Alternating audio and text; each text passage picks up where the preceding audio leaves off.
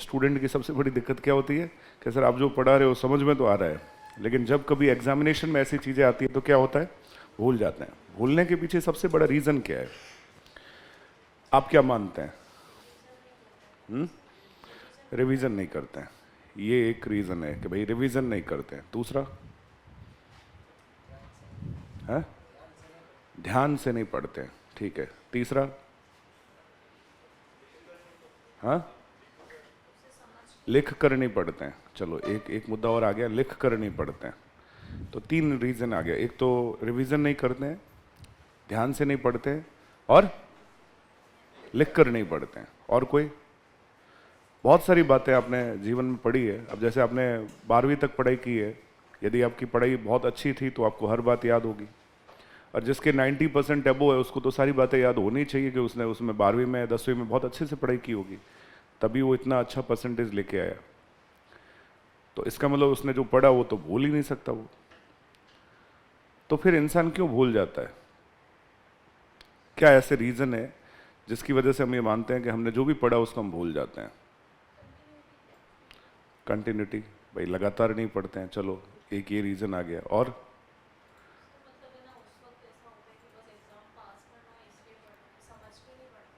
उसको समझ के नहीं पढ़ते, एग्जाम पास करना है। जैसे जनरली एग्जाम आपके यूनिवर्सिटी के एग्जाम आते हैं और आप बहुत अच्छे से परसेंटेज लेके आते हो, और वो सारी पढ़ाई लास्ट डे होती है, ठीक है। जिस दिन आपका परीक्षा है उससे एक दिन पहले आप फटाफट, पता नहीं उस दिन भगवान आपको कौन सी ताकत देता है कि आप जो भी पढ़ते हो सब याद हो जाता है, ठीक है। सबको, हम सबको एग्जाम के लास्ट, मतलब कल एग्जाम में आज आज हम जो भी पढ़ेंगे वो हमें सब याद होता जाएगा, और एग्जाम में हमें फटाफट लगे हाँ ऐसा कुछ क्लिक है, और उसको लेके हम आंसर लिखते जाते हैं। और कोई बात? देखो साइंटिफिक तरीके से समझें तो दो बातें हैं, इसको समझते हुए फिर हम मुद्दे पे आएंगे, टॉपिक पे आएंगे। एक होता है कॉन्शियस माइंड, कौन सा माइंड? कॉन्शियस। और एक होता है अनकॉन्शियस माइंड। सिंपल बात है, दो तरह के इंसान के एफर्ट होते हैं जब भी वो कोई चीज़ पढ़ता है। यदि हम इसको हिंदी में बोलते हैं मन की चेतन अवस्था, कौन सी अवस्था? चेतन। और इसे कहते हैं मन की अचेतन अवस्था। जैसे मैं आपसे ये पूछूं, भारत ने अपनी संघीय व्यवस्था कहाँ से ली है? कनाडा से। क्यों ली है? क्यों ली है संघीय व्यवस्था कनाडा से? क्यों ली है? केंद्र को थोड़ा सा मजबूत रखने की हमें आवश्यकता थी, एज कंपैरेटिव स्टेट। राज्यों की तुलना में हमें केंद्र क्या रखना था? मजबूत रखना था। इसलिए हमने हमारी संघीय व्यवस्था कहाँ से ली? कनाडा से, ठीक है। अब भारत में संघात्मक व्यवस्था है या एकात्मक व्यवस्था है? अर्ध संघात्मक है। अब ये सारी बातें आपके कॉन्शियस माइंड में है। कौन से माइंड में है? कॉन्शियस। क्योंकि आप कॉन्शियसनेस के तौर पे इस चीज को, अच्छा जिसके मन में नहीं है, जो नहीं उत्तर दे पाया, इसका मतलब अभी भी उसकी कॉन्शियसनेस में नहीं है। उसकी कहां पड़ी है? अनकॉन्शियस माइंड में। और यदि कोई फर्स्ट टाइम आज क्लास में बैठा है, उसके लिए तो 100% अनकॉन्शियस माइंड में है कि उसने कभी सुनी ही नहीं, तो उसे क्या पता भारत ने संघीय व्यवस्था कहां से ली है? क्लियर है? वो यही कहेगा साहब मुझे नहीं पता। क्योंकि जो बात हम सुनते हैं, जो बात हम सुनते हैं, यदि उस बात को हम ढंग से सुनते हैं, जैसे किसी ने बच्चे ने बोला ध्यान से सुनना, कहां से सुनना? ध्यान से। तो आपने कभी देखा होगा ऋषि मुनि एक शब्द पर बहुत अच्छे से फोकस करते, जैसे बोलते थे मेडिटेशन। क्या बोलते थे? मेडिटेशन। मेडिटेशन का मतलब ये होता था कि जिस चीज को हमने जिंदगी में अपना लक्ष्य बनाया है उसके प्रति पूरी तरह से इन्वॉल्व होकर उसके बारे में बार बार सोचना। जो भी हमारा टारगेट है उसको हम बार बार क्या करते हैं? सोचते हैं, और उसी डायरेक्शन में बार बार हमारी तपस्या करते हैं, हमारे एफर्ट करते हैं। तो वो चीज़ हमारे दिमाग में रह जाती है, जिसे हम ध्यान भी बोलते हैं। हमारे यहाँ पे उसको क्या बोलते हैं? ध्यान। कि ये अभी ध्यान में है, बाबा जी, साधु जी अभी ध्यान में है। तो ध्यान में है इसका मतलब बाबा जी क्या है? पूरे मेडिटेशन में लगे हैं। और मेडिटेशन में है इसका मतलब उनका पूरा इन्वॉल्वमेंट किसी और चीज़ को लेके पूरी तरह से उसी में। क्लियर है? हो सकता है कि वो ब्रह्मांड की शक्तियों को समझने का प्रयास कर रहे हैं और वहां तक पहुंचने का प्रयास कर रहे हैं। ऐसे वास्तव में बाबा होते भी है, ऐसा नहीं कि नहीं होते हैं, हर तरह के बाबा होते हैं। कई बाबा कैसे हैं वो आपको पता ही है। तो कहने का मतलब जो बात हम सुनते हैं, सुनना अपने आप में बहुत बड़ी चीज है। तो एक शब्द आता है जिसे बोलते हैं श्रवण। श्रवण का मतलब सुनना। यदि सुनते समय हमारा ध्यान कहीं और होता है तो वो बात हमारे दिमाग में कभी भी कॉन्शियस माइंड में नहीं आ सकती। अब आप कक्षा में बैठे हैं, आपको लग रहा है सर आज क्या पढ़ा रहे हैं, सर जो बढ़ाना चाह रहे हैं उसके पीछे कोई ना कोई इंपॉर्टेंस होगी, उस इंपॉर्टेंस को ध्यान में रखते हुए हम सुनेंगे। जैसे कल आपकी इंग्लिश की क्लास थी, तो पहले तो ये बताओ क्लास कैसी रही? बेसिक था, समझ में आया? तो मतलब कल क्लास में कोई टॉपिक नहीं था लेकिन 0 से स्टार्ट थी। आज वापस क्लास है आपकी 1 से 4, ठीक है, सुनना है। तो टीचर को आप फिर सुनोगे, फिर धीरे धीरे सुनते जाओगे, फिर इंग्लिश के कॉन्सेप्ट आपके क्लियर होते जाएंगे। लेकिन आप ध्यान से नहीं सुनोगे, आपका ध्यान सर के एग्जाम्पल्स की तरफ नहीं होगा, सर के मुद्दों की तरफ नहीं होगा, तो फिर आपका टॉपिक से भटकाव शुरू हो जाएगा। और टॉपिक से भटकाव शुरू होगा, आप लक्ष्य की दिशा में नहीं जा पाओगे। इसका मतलब उस बात को कौन से माइंड में नहीं रख पाओगे? Conscious mind. तो एक बहुत बड़ी शर्त होती है ध्यान से सुनना। जैसे आज के टाइम में ऑनलाइन क्लासेस लोग लेते हैं, तो मोबाइल पे लगा दिया उन्होंने और वो उसको पढ़ते रहते हैं। तो जो मेडिटेशन, जो फोकस, जो अटेंशन जो हमारा क्लास में होता है और जो ऑफलाइन क्लासेस में होता है, एज कंपैरेटिव ऑनलाइन क्लासेस में उस अटेंशन में क्या होती है? कमी होती है। जैसे कोई कॉल आ गया, जैसे बीच में कोई एडवर्टाइज आ गया और उस एडवर्टाइज की नेचर थोड़ी अलग है, तो बच्चा उस डायरेक्शन में चला गया। मतलब ये हकीकत है। ऑनलाइन की वजह से कई तरह की नेगेटिविटी आती है। ऑफलाइन में आप बैठे हो, मुझे आपकी बॉडी लैंग्वेज समझ में आ रही है, भाई कोई कक्षा में यूं बैठा है, कोई यूं बैठा है, ठीक है कोई यूं करके बैठा है। कई बार तो ऐसे बच्चे बैठते हैं जैसे पैर के ऊपर पैर रख के, तो मुझे ऐसे लगता है जैसे मैं किसी नवाब के सामने कोई परफॉर्मेंस कर रहा हूँ। तो कहने का मतलब बच्चे खुद अपनी स्टाइल से ये बताते हैं कि उनका अटेंशन क्लास के प्रति कैसा है। यदि उनका अटेंशन पूरा एकदम अटेंशन पोज में है, जैसे बोलते हैं ना एकदम सावधान मुद्रा में, सावधान मतलब पीठ को खड़ा करना नहीं। अब देखो कुछ लोग जानबूझ के कर रहे हैं तो मेरा ये फोकस नहीं है कि आप अपनी सेटिंग पोजीशन चेंज करो, लेकिन आपका कक्षा में ध्यान होना जरूरी है। अब पता चला थोड़ा सा डिस्टर्बेंस हो सकता है कि बाहर से आने वाला इंसान आपको देख सकता है। कई बार मैं आपको पढ़ा रहा हूँ, स्टाफ आपके हाथ में नोट्स देके जा रहा है, तो आपका दिमाग ये है कि यार नोट्स मतलब कोई फिजिकल गुड्स मिल रहा है, तो आपका अटेंशन उधर ज़्यादा जाएगा, क्लास की तरफ कम आएगा। लेकिन बहुत ज़्यादा जरूरी है क्या करना? सुनना। श्रवण में यदि हमारी 100% अटेंशन है, ध्यान है, तो मुझे लगता है बच्चा सबसे ज़्यादा गेन तो यहीं से करता है। तो सुनी हुई बात आसानी से भूली नहीं जा सकती, लेकिन सुनी हुई बात को एक और फोकस में लाना जरूरी होता है, जैसे बोलते हैं मनन। क्या बोलते हैं? मनन। तो मैं अभी एकदम हमारे एक वैदिक फिलोसॉफी के थॉट पे आ जाऊंगा, और ये मैं नहीं कह रहा हूं, मैं कोई आपको कोई विधि नहीं सिखा रहा हूं, ये विधि आदिकाल से चली आ रही है। हमारे पास में जो एजुकेशन के एफर्ट और मेथड रहे वो दुनिया में किसी ने नहीं दिए जो हमारे पास रहे, मतलब इंडिया के पास। और मैं उसी के तरीके से आपको समझा रहा हूं कि जब भी हम कक्षा में कोई बात सुने, उस बात को हमें पहले तो बहुत अच्छे से क्या करना है? सुनना है। इंसान मनन क्यों करता है? अब वो अपने अंदर की एनर्जी और उस सुनी हुई बात के बीच तालमेल करता है। कहीं कहीं ऐसा होता है कि मैं आपसे ये कहूं, भारत के पहले प्रधानमंत्री नरेंद्र मोदी थे। सुन लिया आपने? सुन लिया? अब आप कहोगे सर नहीं, आप बहुत गलत हो, आप हमें गलत ज्ञान दे रहे हो। भारत के पहले प्रधानमंत्री पंडित जवाहरलाल नेहरू थे।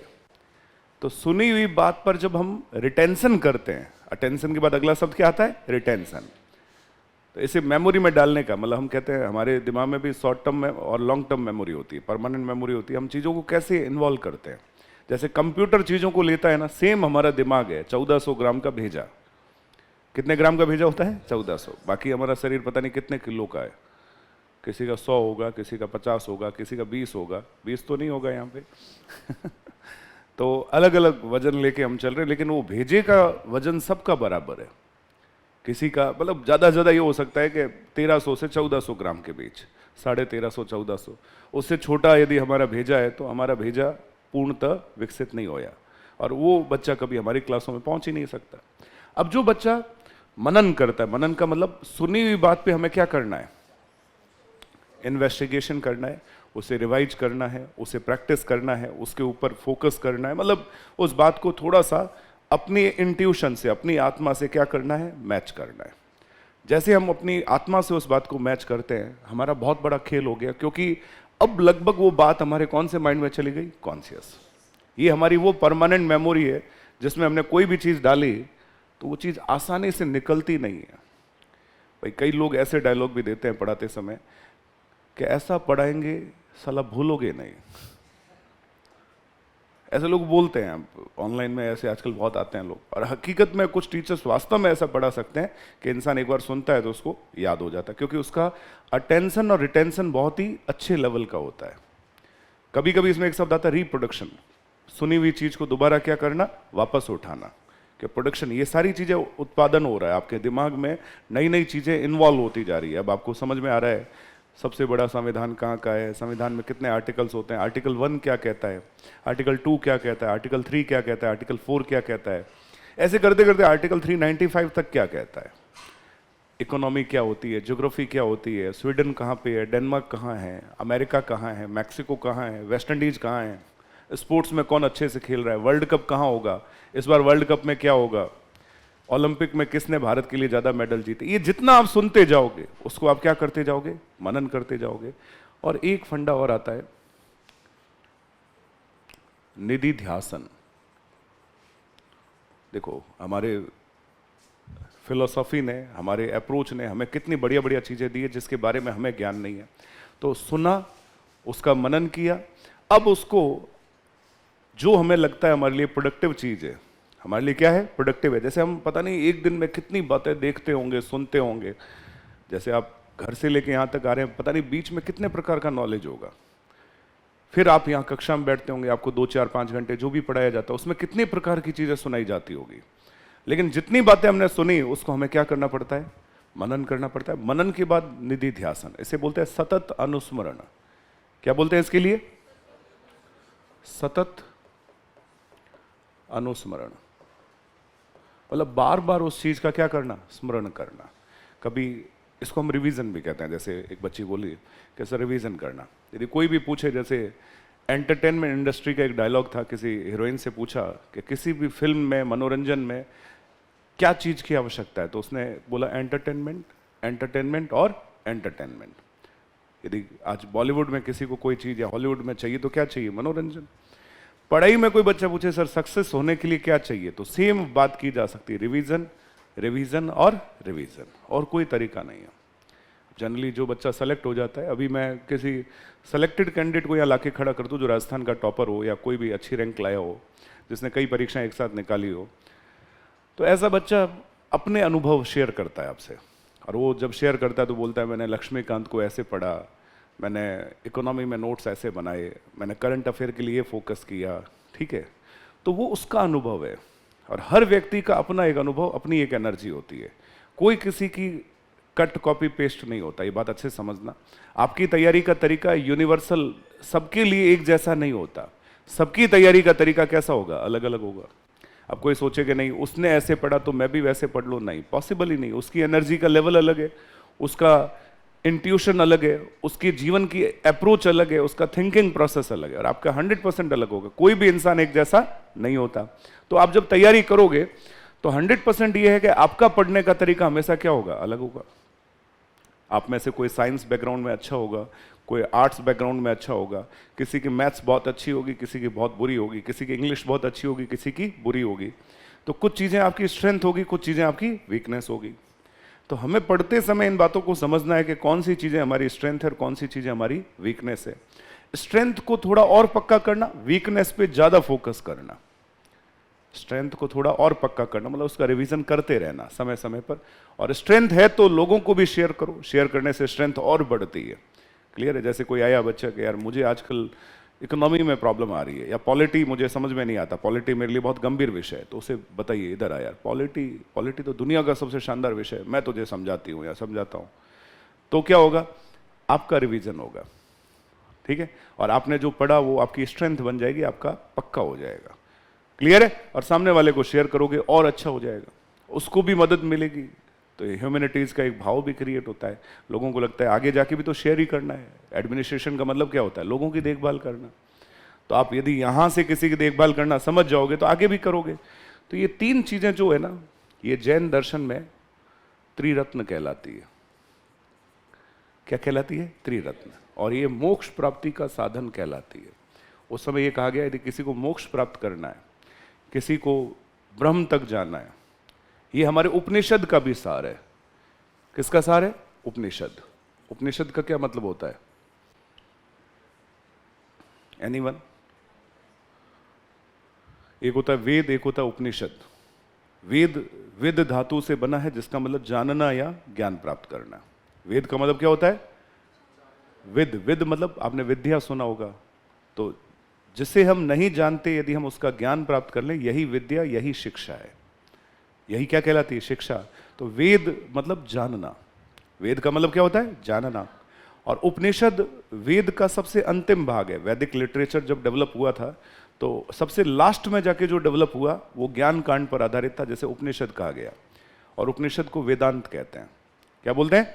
तो मैंने कहा था अंतिम भाग है वैदिक साहित्य का, इसीलिए वेद प्लस अंत यानी वेदांत। और वेदांत क्या कहलाता है? उपनिषद। अब पूछिए उपनिषद क्या होता है? तो हम जो प्रक्रिया में है वो उपनिषद है। गुरु के समीप, समीप मतलब नजदीक, निष्ठापूर्वक बैठकर, गुरु के पास किस तरीके से बैठकर? निष्ठापूर्वक बैठकर, ध्यानपूर्वक, निष्ठापूर्वक गुरु की बातों को सुनना। गुरु के पास ध्यानपूर्वक, निष्ठापूर्वक बैठकर, उपनिषद मतलब इसका मतलब यही है कि एकदम नजदीक बैठकर ध्यानपूर्वक पूरी निष्ठा के साथ उसकी बातों को सुनना और आत्मा में ग्रहण करना। क्या कहलाता है? उपनिषद। तो उसका सार यही है कि यदि आपको कभी भी कुछ नॉलेज लेना है, याद करना है, तो सबसे पहले तो आपका क्लास का अटेंशन बहुत अच्छा होना चाहिए। पता चला आए क्लास में हो लेकिन दिमाग फतेह सागर पे चल रहा है कि यार आज कितनी अच्छी बारिश हो रही है, दोस्त वहाँ पहुँचे हैं, कितना मस्त माहौल होगा उनके बीच में, और मैं यहाँ पे पढ़ रहा हूँ, क्या तो मेरी जिंदगी है। अब ऐसा सोचने वाला आदमी कभी भी अटेंशन और रिटेंशन नहीं कर पाएगा। क्यों नहीं कर पाएगा? उसका ध्यान ही नहीं है यहाँ। वो बैठा कक्षा में लेकिन आत्मा कहीं और विचरण कर रही है। आत्मा कहीं और क्या कर रही है? विचरण। उसका दिमाग कहीं और है। जैसे आप घर से टेंशन लेके आते हो, मैंने आज कक्षा में आते क्या पूछा आपसे? कैसे हैं आप सब? यही पूछा। और मेरे एक बहुत जानकार है, उनको जब भी मैं पूछता हूँ कैसे हो, वो कहते हैं बहुत मजे में हूँ साहब। हमेशा उनका आंसर यही होता है। तो वो कहते हैं मैं ये बोलता हूँ ना, वैसे मेरी आधी टेंशन तो खत्म ही हो जाती है। और दिन मैं यदि 10 लोगों को बोलता हूँ तो बार बार रिवाइज कर लेता हूँ कि मुझे मजे में ही रहना है, खुश रहना है। क्लियर है? तो आपसे भी पूछा। अब यदि कोई बहुत स्ट्रेस के साथ अपनी पढ़ाई कर रहा है, उसका दिमाग कहीं और है, उसका फोकस नहीं है, वो टेंशन में आ रहा है। अब कई बच्चों का टेंशन जल्दी कोर्स होना चाहिए, ऐसे होना चाहिए, एग्जाम आ जाएगा, ये आ जाएगा। कई बच्चे मैंने देखा है एग्जाम से पहले बहुत अच्छे से प्रिपेयर करते हैं। राजस्थान में बच्चों के फेलियर होने का रीजन मैं बता रहा हूँ। वो बच्चा मेहनत कर रहा था, पढ़ रहा था, फिर वो सोचता है भगवान मेरे साथ ऐसा क्यों करता है, मेरे में क्या कमी रही कि मैं एग्जाम में फेल हो गया। एक ही रीज़न होता है, और वो रीज़न ये होता है कि जब एग्जामिनेशन आता है तो उसका ये कॉन्सेप्ट ज़्यादा अच्छा नहीं होता। यदि शुरू में उसने ढंग से ये काम किया था तो बार बार उसको क्या करना चाहिए था? रिवीजन। और रिवीजन करने से कॉन्फिडेंस बढ़ता है। और अंतिम रिवीजन बहुत सरल होता है। जब पहली बार आप रिवीजन करोगे तो जितना आपने शुरू में पढ़ा है ना, उसका लगभग 70-80% टाइम आपको लगेगा दोबारा पढ़ने में। कई बार रिवीजन में ज़्यादा टाइम भी लगता है। जो आपने क्लास में, जैसे हमने आपको एक लाइन में पढ़ा दिया, घर जाके आप उसको सर्वे करोगे, रिसर्च करोगे, मनन करोगे। मनन में श्रवण से भी ज़्यादा टाइम लगता है। लेकिन ये जो प्रोसेस है, ये जैसे जैसे आगे बढ़ता जाएगा, पहला रिवीजन मुश्किल होगा, दूसरा रिवीजन कंपैरेटिव कम मुश्किल होगा, तीसरा, चौथा, पांचवा, 10वें रिवीजन तक हो सकता है कि पूरी इतनी बड़ी नोट्स का, मतलब मान लो आपकी नोटबुक, आप नोट्स बनाते हैं, अच्छा काम है, बाद में आपकी पूरी नोट्स का मात्र 10 या 5 पन्नों में क्या आ जाएगा? सार आ जाएगा। अब आप बस उन 10 पन्नों को पढ़ोगे, आपको पूरे नोट्स याद आ जाएंगे। और लास्ट मोमेंट पे जब आपके इतने भारी विषय है, यदि कोई आरएएस की प्रिपरेशन कर रहा है तो ऑलरेडी उसको प्रीलिम्स में, मेंस में पता नहीं 22-25 प्रकार के विषय है आपके। आपको sports, law, accounting, auditing, yoga, पता नहीं क्या क्या पढ़ना है, सोशियोलॉजी, वर्ल्ड हिस्ट्री। और जब आप इतना सारा पढ़ना चाह रहे हो तो बाद में इन सबको कैसे हम मिक्स करेंगे, कैसे हम अंतिम समय में रिवीजन करेंगे जब हमारे एग्जाम की डेट आ जाएगी। आपके एग्जामिनेशन जो होते हैं उसमें मेंस के पेपर आपके 2 दिन में ही चारों पेपर कंप्लीट होते हैं, 9 से 12 और 2 से 5। अगले दिन सुबह 9 से 12 और 2 से 5। तो कई बच्चे अपना ऐसा कुछ एफर्ट रखते हैं 12 बजे पेपर देने के बाद बाहर आते हैं, अपना जो भी लंच का एफर्ट है वो साथ में रखते होंगे या कर लेते होंगे। उन 2 घंटों में वो अपने अगले पेपर का रिवीजन कर लेते हैं। और अगले पेपर का मतलब उसमें कोई 3-4 विषय हो सकते हैं, और कई बच्चे इतने श्योर होते हैं कि सर इन 2 घंटों में हमारा पूरा का पूरा कॉन्सेप्ट एक बार से फिर रिवाइज हो गया। ये उन बच्चों का होता है जिनका रिवीजन पहले बहुत अच्छा हो चुका होता है, और लास्ट मोमेंट पे जिनके पास ये एफर्ट नहीं होते उनका सिलेक्शन नहीं होता। मैं गारंटी कहता हूं। फिर वो हमेशा एक शब्द होता है जिसे बोलते हैं डिफेंस मैकेनिज्म, यानी समस्याओं से भागते हैं और दूसरों पर थोपते हैं, अपनी गलतियों को दूसरों पर थोपना। तो रक्षा तंत्र का प्रयोग करते हैं, उनके पास कोपिंग व्यवहार नहीं होता। वो हमेशा क्या करते हैं, अपनी गलती दूसरे पे डालेंगे। आप भी डालोगे यदि आपका सिलेक्शन नहीं होगा। आप कहोगे कोचिंग में गड़बड़ थी। कोचिंग सारी लगभग वही काम कर रही है राजस्थान में जो हम कर रहे हैं। कोई कभी हम कहेंगे अपनी मार्केटिंग के लिए हम बहुत अच्छे हैं, कभी वो कहेंगे हम बहुत अच्छे हैं। अच्छा या बुरा सिर्फ स्टूडेंट को होना है। कोचिंग्स के काम लगभग फिट होते हैं, और आजकल कंटेंट सोर्स इतने डेवलप हो चुके हैं, एक बच्चा अवेयर है तो उसको पूरे भारत से घर बैठे हुए सोर्स मिल सकते हैं। आज कंटेंट का जमाना। हम लोग जब पढ़ते थे तो हम कंटेंट ढूंढने के लिए दिल्ली पहुंचते थे, जयपुर जाते थे, और ये सोचते थे बाजारों में कि कोई अच्छा कंटेंट मिले। हम नोट्स ढूंढते थे, जिनके पास अच्छे नोट्स होते थे उनके पास हाथ जोड़ के निवेदन करते थे, प्लीज आपके नोट्स हमें दो। आज के टाइम में नोट्स बाजार में आ रहे हैं। आज के टाइम में नोट्स कक्षा में लिखवाए जा रहे हैं। पहले आज से 20-22 साल पहले की बातें यदि आप देखोगे तो 15-20 साल पहले ढंग के इंस्टीट्यूशन नहीं होते थे। पूरे राजस्थान में आरएएस के नाम पे कोचिंग ही नहीं होता था।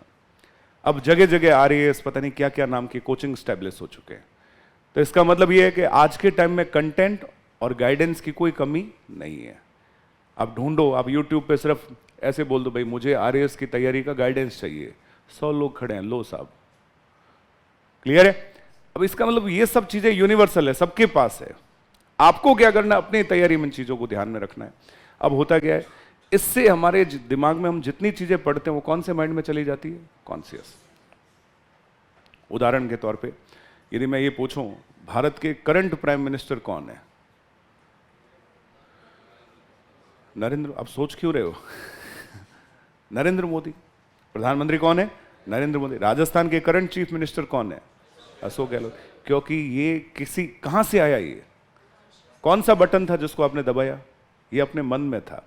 और चूंकि आपने कई बार सुना है तो आपको जो चीज हम कई बार सुनते हैं वो हमारे कौन से माइंड में रहती है, कॉन्शियस माइंड में, जिसे याद करके हमें सुखद अनुभव होता है। जैसे एग्जामिनेशन में कितने सवाल आते हैं, 150। अब 150 में से 100% आपको पता है, पता नहीं मेरे लायक कितने सवाल आएंगे। पढ़ते पढ़ते बच्चा क्या सोचता है, हे भगवान इस बार पेपर मेरे अनुकूल हो। पेपर, अब वो पेपर बनाने वाला कोई आपका दोस्त थोड़ी है कि आपके अनुकूल होगा। हालांकि हो सकता है राजस्थान वैसे लोग हो कि दोस्तों के लिए पेपर बनाते हो, मुझे नहीं पता। लेकिन जो पेपर बनाने वाला वो यही सोच के बना रहा है कि पेपर यूनिवर्सल है। पेपर क्या है, यूनिवर्सल। अब वो जब भी पेपर बनाएगा तो आपको 150 सवालों में से आपके अंदर ये कॉन्फिडेंस आएगा। जैसे एक साइकोलॉजी समझा रहा हूं, पहला पेपर का पन्ना जो है आपने पलटा, क्वेश्चनरी देखी, क्वेश्चन नंबर 1 आपके कॉन्फिडेंस में आया कि हाँ ये तो हो जाएगा। दूसरा, एक बार बच्चा क्या है, भले कितना ही पढ़ा मतलब बहुत मेहनत की हो, नहीं की हो, कुछ भी हो, एक बार बच्चे की आदत होगी वो कॉपी को पलट के वापस आएगा पेपर पे। तो एक बार आप सरसरी नजर से फटाफट देखोगे पेपर कैसा है, तो कई होंगे तो वहीं हालत खराब। अरे यार, शुरू के वो 10, 15, 20 सवाल देख लिए और कहीं लगा कि हमारे कॉन्फिडेंस में नहीं आ रहा है, तो हमारा कॉन्फिडेंस क्या हो जाता है, लूज हो जाता है। और कईयों के लूज होने का रीजन ये होता है, एग्जाम से महीने तक, जो मान लो आज यदि 1 तारीख को पेपर है, पिछली 1 तारीख से 1 तारीख तक वो अपनी प्रिपरेशन को लेकर काफी डाउटेबल होते हैं। और ऐसे बच्चों की संख्या राजस्थान में 50% से ज्यादा होती है। और ऐसे बच्चों को 1 महीने तक लूज मोशन भी हो सकते हैं। परीक्षा आते ही हालत खराब होना बहुत ही लाजमी है। तो अभी जिस प्रक्रिया के लिए आप हो, आगे जाके जिस प्रक्रिया में आप इन्वॉल्व होंगे, उसकी प्रिपरेशन में आपको ये ध्यान रखना है, यदि आपकी प्रिपरेशन इस मोड पर है और आपका रिवीजन है तो आपको किसी से डरने की आवश्यकता नहीं है। पेपर में वो 150 में से कैसे सवाल पूछेगा, किस लेवल के सवाल पूछेगा, कितने सवाल आपके दायरे में होंगे, ये सब आपके अनुकूल होगा। क्योंकि चीजें आपने कहां डाल दी है, कॉन्शियस माइंड में। कॉन्शियस माइंड में आपने यदि पूरे सिलेबस को डालने का प्रयास किया है, मैं 100% श्योर हूं, तब भी आप कम से कम 100 सवालों पे कॉन्फिडेंस में आओगे। तब भी हो सकता है 30-50 सवाल ऐसे हो जो आपके कॉन्फिडेंस के दायरे से क्या हो, बाहर हो। और ये 100% होगा, क्योंकि कहते हैं ना कि सामान्य ज्ञान के पेपर जो पूछे जाते हैं वो क्षितिज के पार होते हैं। क्षितिज मतलब आपने कभी देखा हो, आसमान को देखते हैं ना, तो एक जगह में लगता है कि उस किनारे के आगे क्या।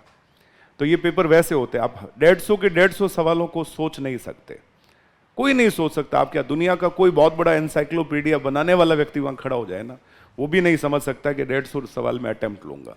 तो नेचुरल है कि आपको 150 अटेम्प्ट लेने की आवश्यकता नहीं है। तो आपको जब पहली नजर में कॉन्शियस माइंड से चीजें निकलती जाएगी। अच्छा, एक होता है अनकॉन्शियस माइंड, कभी आपने सवाल सुना ही नहीं, आपको ऑप्शन के बारे में कोई अंदाजा ही नहीं लग रहा है, तो इसका मतलब वो क्वेश्चनरी जो है, जो सवाल आपसे पूछा, वो कौन से माइंड में, अनकॉन्शियस। या फिर आपने सुना था, आपको याद नहीं आ रहा है, याद नहीं आ रहा है, बिल्कुल याद नहीं आ रहा। आपको लगे कि यार नैनो टेक्नोलॉजी का सवाल पूछा, मुझे पता ही नहीं है नैनो टेक्नोलॉजी क्या है। आपने क्लासें ढंग से नहीं ली थी नैनो टेक्नोलॉजी की, आपने श्रवण नहीं किया, मनन नहीं किया, क्या नहीं किया, निधि ध्यासन। तो होगा क्या, आप उस चीज को अपने दिमाग में ला ही नहीं पाओगे, क्योंकि आपके दिमाग में आएगी ही नहीं। लेकिन कई बार ऐसा होता है, कोई सवाल आपने सुना, समझा, एकदम से आपको रिकॉल नहीं हो रहा, आपको लग रहा है यार ये 100% मैंने पढ़ा था और मेरे रजिस्टर में फलाने पेज पे लिखाई थी, रजिस्टर सामने रख दे तो मैं ढूंढ के भी निकाल सकता हूं। ऐसा होता है कई बार। जैसे थोड़ी देर के लिए बच्चा बाथरूम में जाता है और उसको 2-3 सवालों का एफर्ट मिल जाता है, तो लगभग आप यूँ समझोगे कोई हमें सपोर्ट सिस्टम मिल जाए, कोई ऐसा एफर्ट, कोई ऐसा क्लू, कोई ऐसा हिंट मिल जाए कि हम उस बात को अनकॉन्शियस माइंड से कहाँ लेके आ जाएं, कॉन्शियस माइंड। ऐसी सिचुएशन को सबकॉन्शियस कहते हैं, अर्धचेतन। क्या बोलते हैं? तो इसे बोलते हैं चेतन अवस्था, इसे क्या बोलते हैं, अचेतन। तो जितना हम पढ़ाई के समय चेतन अवस्था में आने का एफर्ट करेंगे, जितनी चीजें हम कॉन्शियस माइंड में डालेंगे, और कॉन्शियस माइंड में डालने का एक ही तरीका मैंने अभी बोला, रिवीजन, रिवीजन और रिवीजन। पढ़ते जाओ, मुद्दों को सॉल्व करते जाओ, अपने शॉर्ट कंसेप्ट बनाते जाओ। इसीलिए नोट्स बनाना, आप किसी भी व्यक्ति को पूछो, नोट्स बनाना सबसे ज्यादा जरूरी है। यदि कोई अपने नोट्स नहीं बना रहा है, आप दूसरों के नोट्स पर निर्भर रहोगे, दूसरे की लिखी हुई बात कभी भी हमारे कॉन्शियस माइंड में नहीं आ सकती, क्योंकि न तो उसको हमने सुना है, न उस पर मनन किया है। अब मैं जो आपको कक्षा में अभी लिखवा रहा हूं वो क्या है, श्रवण भी है और मनन भी है। इस तरीके से हम लिखेंगे। अब हमने सुना, उस पर फोकस किया, मास्टर ने बोर्ड वर्क किया, बोर्ड पे अच्छे से समझाया, फिर आपसे पूछा, उसके बाद हमने लिखा। तो यानी 2 काम तो हमने क्लास में कर लिए, और फिर हमने लिखना शुरू किया। तो हम 100% श्योर हूं कि चीजें हमारे दिमाग में बहुत मजबूती से आएगी। जैसे इंग्लिश की क्लास आप पढ़ रहे हो, आप एक बार अच्छे से सुनो। अब इंग्लिश आपको पता है एक प्रैक्टिस का पार्ट है। 20 नंबर का व्याकरण होता है, ग्रामर जैसे बोलते हैं, और 60 नंबर का एक्सप्रेशन पार्ट होता है। एक्सप्रेशन पार्ट को कोई आपको कक्षा में कितना भी पढ़ा दे, प्रैक्टिस आपको खुद करनी होती है। एक्सप्रेशन पार्ट को यदि कोई 5-10 घंटे में हिंट बता दे कि लेटर कैसे लिखना, लेटर का फॉर्मेट ही होता है, तो वो फॉर्मेट ही आपको समझना है। अब बात समझ रहे हैं? वहां प्रैक्टिस आपकी ज्यादा काम आएगी, टीचर आपको सिर्फ डायरेक्शन दे सकता है। कोई भी यूनिवर्सल टीचर हो, चाहे जयपुर का हो, जोधपुर का हो, कहीं का भी हो, वो लेटर राइटिंग का कॉन्सेप्ट ही बता सकता है। वो आपको ऐसा थोड़ी है कि एग्जामिनेशन में आपके साथ जाके बैठ के, यहां बैठ के बताएगा बेटा लेटर लिखो, वो थोड़ी बैठ पाएगा। वो आपके दिमाग में सिर्फ कॉन्सेप्ट डेवलप कर सकता है। बात समझ में आ रही है? लिखना आपको ही है। जिस चीज पे आपका फोकस करवाया जा सकता है, आपको सुधारा जा सकता है, वो है ग्रामर। वो कौन सा पार्ट है? ग्रामर। तो ग्रामर आपको समझने की, टेंस क्या होते हैं, या जो भी आर्टिकल क्या होते हैं, ठीक है, पार्ट ऑफ स्पीच क्या होते हैं, जो भी आप समझते हो वो आपको समझना है। आपको उसको क्या करना है, ढंग से सुनना है, मनन करना है, और घर जाके उसका क्या करना है, रिवीजन। अब यदि मैं ये कहूं कि हिंदी है, इंग्लिश है, एक पूरा पेपर है, जो बच्चे हिंदी इंग्लिश में इस पार्ट पे फोकस करते हैं, उनके हिंदी में 120-140 से ऊपर नंबर आ सकते हैं। और मेरिट कितनी जाती है प्री की? 314, सॉरी मेंस की। अब मेंस में अभी मेरिट गई है 314 जनरल की, आउट ऑफ 800, और अकेला एक पेपर हिंदी इंग्लिश है जो 200 नंबर का है। यदि आपको स्कोर करना है, आपके पास है स्कोर। मैं अभी भी कह रहा हूं, राजस्थान में बहुत स्मार्ट एस्पिरेंट नहीं है, राजस्थान में कोई कंपटीशन नहीं दी, बच्चा ढंग से पढ़ रहा है। और जिसने 1.5 साल 2 साल अपनी पढ़ाई को इस तरीके से किया है, मैं गारंटी कहता हूं उसके सिलेक्शन को दुनिया की कोई ताकत नहीं रोकेगी। मैं ऐसे बच्चों को देख भी रहा हूं कई वर्षों से, और 100% हमें बच्चे के उसके बिहेवियर से ये पता चल जाता है, उसका क्लास बिहेवियर, उसका रिटर्न बिहेवियर, वो जो चीज़ें बाद में वो शो करता है, उससे पता चल जाता है उस बच्चे का सिलेक्शन होगा या नहीं होगा। अभी बैच जो चल रहे हैं, इससे पहले जो बैच पूरे हुए हैं, इससे पहले जिन्होंने बैच पूरी करके एग्जामिनेशन निकाला है, उनमें से बहुत सारे बच्चों का हमें शुरू से ही पता था।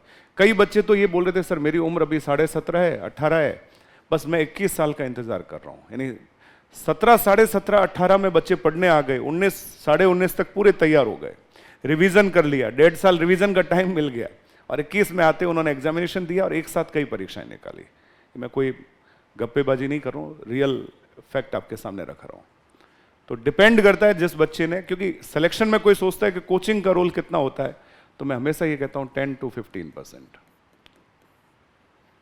सिलेक्शन में बच्चे का रोल कितना होता है? 85 to 90%। ये जो मैं आपको बता रहा हूं ये हमारा रोल है। सिर्फ कंटेंट देना नहीं है, मोटिवेशन देना और आपको नॉलेज देना, आपको प्रक्रिया बताना, तरीके बताना। तो कोई इंसान कब नहीं भूलेगा? जब वो अच्छे से सुनेगा, मनन करेगा और उसका निधि ध्यासन। अच्छा, अच्छे से सुनेगा मतलब अटेंशन होना चाहिए। पता चला आप कक्षा में आए और आपका इस फील्ड के प्रति, जैसे उदाहरण के तौर पे मुझे एनरिक इग्लेसियस से लेके केएल सहगल तक, अरिजीत सिंह से लेके किशोर कुमार तक बहुतों के गीत याद है मुझे, क्योंकि मेरा उसमें क्या रहा, शौक। मैं जब भी फ्री होता मुझे गाने गाने का शौक होता। मैं एक बाथरूम सिंगर था, तो मुझे अच्छे से गाने गाने का क्रेज होता था। तो मैं गानों की पंक्तियां जब भी सुनता, पहली बार गाना सुनता तो याद नहीं होता, 2, 3, 4 बार सुना, गाना पूरा याद हो गया। क्योंकि क्यों याद हो गया? रीजन, गाने के प्रति मेरा इन्वॉल्वमेंट बहुत बड़ा था। अब किसी गाने की पंक्ति मैंने एक बार सुनी, एक बार में किसी को याद नहीं होती, दूसरी बार सुनी लगभग याद हो गई, तीसरी बार सुनते इतनी याद हो गई, चौथी बार मैंने गुनगुनाया, 5वीं बार, 6ठी बार, 7वीं बार, 10वीं बार, अब वो गाना मुझे आज भी याद है जो मैंने आज से 10 साल पहले कभी गुनगुनाया था। अभी अचानक से कोई उस गाने का नाम ले ले, मैं पूरा गाना बता दूंगा, हाँ गाने के आगे के बोलिए। क्यों? उसके प्रति हमारा क्या है, इन्वॉल्वमेंट। अब आपका इंटरेस्ट ही नहीं है, माँ बाप ने जबरदस्ती भेजा है, आप फोर्सफुली आप कक्षा में आके बैठे हो और आपको लग रहा है एग्जाम निकालना, प्रेशर है, टेंशन है, मैं गारंटी कहता हूं आपका सिलेक्शन नहीं होगा, 100% नहीं होगा। आप चाहे कितनी बेकार की कोशिश कर रहे हो, आप इससे बेटर है आप कुछ और करो, अपना बिजनेस करो, कहीं और दिमाग लगाओ, सेल्फ एम्प्लॉयमेंट करो। यदि आरएएस बनना है या कोई भी सरकारी नौकरी में अच्छे से पद प्राप्त करना है, तो पहली कंडीशन ये है पूरे इंटरेस्ट के साथ कक्षा में आना है। कक्षा में आते, जैसे हम लोग कई बार बाहर जब होते हैं एज अ टीचर, तो हमें लगता है यार आज कक्षा में जाएं नहीं जाएं, क्या पढ़ाएं, ऐसे लगता है। कई बार बोरियत सा महसूस होता है। कक्षा में जैसे आप लोगों के फेस देखते हैं ना, एनर्जी अपने आप आ जाती है। अब लगता है नहीं, हमेशा ऐसा हुआ है, कक्षा में बच्चों को देखती एनर्जी सी आ जाती है और बच्चों को पढ़ाना शुरू, उसी एनर्जी से जो एनर्जी हमेशा रहती है, सेम एनर्जी से आपको भी क्या करना है, हमें सुनना है। समझ आ रही बात? तो आप हमेशा याद रखना, ये एक यूनिवर्सल फंडा है, दुनिया में कोई व्यक्ति इस बात को इग्नोर नहीं कर सकता। ये याद करने का सबसे बेस्ट तरीका है, ज्यादा से ज्यादा चीजों को कौन से माइंड में डालो, कॉन्शियस माइंड, और एग्जामिनेशन से रिलेटेड चीजों पे कॉन्शियसनेस रखो, जो चीजें हमारी जिंदगी में काम की नहीं है। अखबार पढ़ा, खेल पृष्ठ ढंग से पढ़ा और उसकी बातों को कॉन्शियस माइंड में डाला। अखबार में लिखा हुआ है किसने किसको चक्कू मारा, इस माइंड में डाल दो, नहीं तो उसको भी ढंग से पढ़ रहे, कैसे मारा, कहां मारा। तो आपको कोई फॉरेंसिक में जाके डिप्लोमा नहीं करना है। अब बात समझ रहे हैं भाई? ऐसा थोड़ी कि आपको इन्वेस्टिगेशन करना है, भूतों की पहेलियों को सॉल्व करना है। भाई हमारा काम जो है, हमें उसी में इंटरेस्ट होना जरूरी है। कहते हैं ना, एक नाव में सवार आदमी हमेशा किनारा पार कर लेता है और कई नावों में सवार आदमी का डूबना तय है। तो आपका दिमाग एक ही कंसंट्रेशन में चलता रहे, दूसरे जितने भी जीवन के आसपास के कन्फ्लिक्ट है, कंफ्यूजन है, उसको क्या कर दो, खत्म। 1 साल दे दो आप प्रिपरेशन को, मैं 100% श्योर हूं आपका रिजल्ट पॉजिटिव होगा। मेरी बात समझे आप या नहीं समझे? बताओ, वेद का मतलब जानना या ज्ञान प्राप्त करना। उपनिषद का मतलब गुरु के पास निष्ठापूर्वक, पूरा सम्मानपूर्वक, निष्ठापूर्वक बैठकर गुरु की हर बात को ध्यान से सुनना। क्लियर है? उपनिषद का दूसरा नाम वेदांत। क्यों? ये वैदिक लिटरेचर का अंतिम भाग है। और उपनिषद और जैन दर्शन में मोक्ष प्राप्ति के 3 साधन कौन से बताए गए हैं? श्रवण, मनन और निधि ध्यासन। निधि ध्यासन मतलब बार बार सुनी हुई बात का क्या करना, अनुस्मरण करना। हम देखा होगा ना, कई लोग घर पे बैठ के, बूढ़े बुजुर्ग लोग क्या करते रहते हैं, राम राम राम। हालांकि उसका उल्टा शब्द भी होता है, लेकिन राम राम राम राम राम, मतलब वो भगवान का नाम ले रहे हैं कि उनको पता है अब अंतिम रास्ता वही है, मोक्ष है। क्योंकि हम एक ऐसी स्टेज में आ जाते हैं जब हमें पता है कि ये शरीर पूरा बूढ़ा होता जाता है, बाल सफ़ेद हो जाते हैं, और एक दिन, अभी आप यंग हो, आपको ये हो सकता है इस तरह की चीज़ों को, अभी आपको कोई आपका बुढ़ापे का चेहरा दिखा दे कि एग्जैक्टली आप ऐसे बूढ़े दिखोगे, तो आपको एक बार को डर लगता है, या किसी को खुशी भी होती है, कोई फर्क, तो ये जीवन का यथार्थ है। अब जैसे जैसे आगे जाओगे, जितना आप पैसा कमाओगे, जितनी पूंजी क्रिएट करोगे, जितना आप ऐश्वर्य धन प्राप्त करोगे, ये सब धरा का धरा रहेगा। आखिर में आपने क्या किया उस पर आपका फोकस होगा। ये यूनिवर्सल है। और इसीलिए हमारे कोर्स में आगे जाके एक सब कोर्स में सब्जेक्ट भी है जिसका नाम है नीति शास्त्र। मैं थोड़ी सी नींव बनाता रहूँगा आपकी इन चीज़ों को लेके, ताकि आगे जाके आपको ये चीज़ें बहुत आसान लगे, मज़ेदार लगे और आपके दिमाग में लगे। क्योंकि एक बार आपने सुना हुआ होगा और उपनिषद पढ़ना होगा तो कौन से माइंड में होगा? Conscious mind. अब जैन दर्शन में, कई लोग जैन दर्शन में, मैं तो कहता हूँ आज इतना महान दर्शन है जैनिज्म। जैन कम्युनिटी के बच्चों को जब मैं पूछता हूँ, कभी सुना बेटा त्रिरत्न क्या है, श्रवण मनन निधि ध्यासन क्या है, मोक्ष प्राप्ति के साधन क्या है, स्यादवाद क्या है, अनेकांतवाद क्या है, बंधन और मोक्ष क्या है, निर्जरा क्या है, कर्म पुद्गल क्या है, तो बच्चे बता ही नहीं पाते। तो कारण, हालांकि जैनिज्म में बहुत अच्छे से बच्चों का डेवलपमेंट होता है, बड़े होने तक कई तरह की शिक्षाएं भी प्राप्त होती है। हकीकत यही है, ये हमारी गुरुकुल विद्या है। और हम इससे हटकर आज के टाइम में जितना भी अंग्रेजों के मैकाले कमेटी के या मैकाले की शिक्षा पद्धति पे जितना डेवलप होने की कोशिश करें, उनकी शिक्षा पद्धति में भागम भाग है। क्या है? भागो भागो भागो, बस। इसके अलावा पढ़ाई का कोई फंडा नहीं है। हमारे पास पढ़ाई के ऐसे फंडे थे जिनको इंप्लीमेंट करके लोगों ने पता नहीं क्या क्या प्राप्त कर लिया। आपने एक नाम सुना हो, स्वामी विवेकानंद। तो स्वामी विवेकानंद ने 40 साल की एज में जितना ज्ञान प्राप्त किया और इस दुनिया से रुखसत हो गए। आज स्वामी विवेकानंद को आने वाले हजारों वर्षों तक हमारे इतिहास में भूला नहीं जा सकता। जब वो शिकागो में 1893 में एक धर्म संसद में गए तो सभी लोगों ने देखा, यार एक पंडित आया है, साधु आया है, ये क्या बोलेगा, साधु के वेश में बैठा है। और वो मस्ती से बस मुस्कुरा रहे थे, क्योंकि उनको पता उनके अंदर क्या है। आदमी की एनर्जी कहाँ है? यहाँ नहीं है, यहाँ है। जब उनकी बारी आई, सबने ऐसे बोला, ladies and gentleman, ladies and gentleman. और उन्होंने जो पहला उद्बोधन और उनकी जो आवाज का एक जो एफर्ट था, जो उन्होंने आते बोला, brother and sisters of America. तो पहली बात, हमारी थीम में लोगों के प्रति भाईचारा है। हमारे लिए लेडीज एंड जेंटलमैन नहीं है, हमारे लिए क्या है? भाइयों और बहनों। क्लियर? जो आज हमारे प्रधानमंत्री का स्लोगन हम सुनते हैं, कई लोग मजाक उड़ाते हैं उनकी आवाज को लेके, भाइयों और बहनों ऐसे करके, लेकिन एग्जैक्टली ये उद्बोधन जो है किससे लिया हुआ है? स्वामी विवेकानंद से। क्योंकि उन्होंने दुनिया को ये बताया कि हमारे भारतीयों के सोचने का तरीका क्या है, एकदम आपके प्रति इन्वॉल्वमेंट है, हमारी सोच अलग है। आज दुनिया वैशेषिक दर्शन दे रही है, सॉरी साइंटिफिक अप्रोच दे रही है। महर्षि जो हॉकिंस है, स्टीफन हॉकिंस, नाम सुना हो, वो हिग्स और बोसॉन की थ्योरी दे रहा है। हमने हजारों वर्षों पहले महर्षि कणाद के दर्शन में उसको समझा दिया था, जिसका नाम था वैशेषिक दर्शन। यानी परमाणु का सिद्धांत हमने आज नहीं दिया, लाखों वर्ष पहले दिया। आज दुनिया हेल्थ की बात कर रही है, हमने योग दर्शन में हजारों वर्षों पहले दुनिया को बताया कि स्वास्थ्य क्या होता है, पोषण क्या होता है, अपने शरीर का ख्याल कैसे रखना होता है। अब हमारा योग दर्शन पूरी दुनिया में पॉपुलर होता जा रहा है। आज हम विकासवाद की बात करते हैं। सांख्य दर्शन में महर्षि गौतम ने कई वर्षों पहले दुनिया को समझा दिया कि विकासवाद क्या होता है। शंकराचार्य ने 32 साल की उम्र में 4 मठ स्थापित करके मात्र 32 साल में उनकी डेथ हो गई, और उन्होंने पूरी दुनिया को समझाया कि उपनिषद क्या होते हैं। हमारे उपनिषद इतने रिच है, हमारे पास इतना ज्ञान का भंडार है, बस हमारी शिक्षा पद्धति अंग्रेजों पर आधारित हो गई। यदि हम हमारी खुद की शिक्षण पद्धति को आगे ले जाते तो हमारा नॉलेज नेक्स्ट लेवल पे होता, और उसमें इतने पढ़ने के तरीके समझाए हुए हैं, उन पर यदि हम जाएं तो हमारी जिंदगी बदल जाए। और उसमें से एक तरीका मैंने आज आपके सामने रखा है। क्लियर है? ऐसे हजारों तरीके हैं। इसीलिए कहते हैं ना, वैदिक तरीके से अध्ययन करना, इससे बेस्ट कुछ भी नहीं है। क्लियर है? तो आज से घर पे हमेशा ये दिमाग में सोचना है कि जो भी चीज मैं पढ़ूं या समझूं, उसे कौन से माइंड में डालना है? Conscious mind. कई बच्चे बोलते हैं, सर मेरी एक आदत है, मैं जब तक कोई चीज समझ में नहीं आती आगे नहीं बढ़ता। ये बहुत अच्छी बात है, यही तो हमारी पद्धति है। बस वो उसको समझा नहीं पा रहा है। पद्धति का नाम यही है कि जब तक मैं कोई चीज नहीं समझता आगे नहीं बढ़ता। इसका मतलब समझ कर आगे बढ़ने वाले बच्चे का सिलेक्शन 100% होना ही होना है।